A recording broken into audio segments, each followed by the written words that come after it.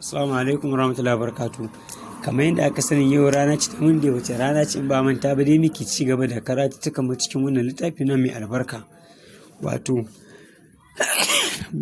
yau za mu tashi a darasi na hudu.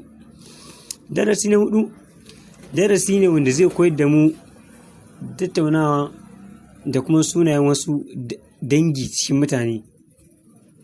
Ya fara cewa aljaddu ana nufin kaka namiji guda ɗaya, wato baban baba ko baban mama, sai mu ce mai aljaddu. Mace fa aljaddatu, kinan mama baba ko maman mama. Ƙwara biyu sai mu ce jaddani, in maza ne, mata fa jaddatani. In maza da yawa sai mu ce musu ajdadun, mata fa jaddatun. Al'ammu yana nufin ƙanin uwa, ƙanin uba ko yayan baba namiji. Mace fa al'ammatu, kenan ƙanwar uba ko ya uba ta mace.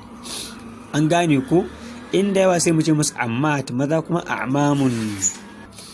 In mun ci alkhalu yana nufin ƙanin uwa ko yayan uwa namiji.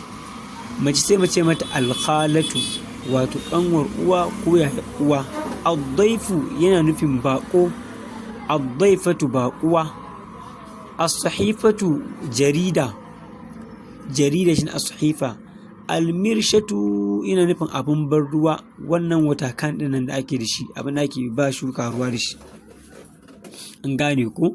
Na'am. To wannan jam'in maza mukan ce musu akhwal, mata kuma khalatun. An gane?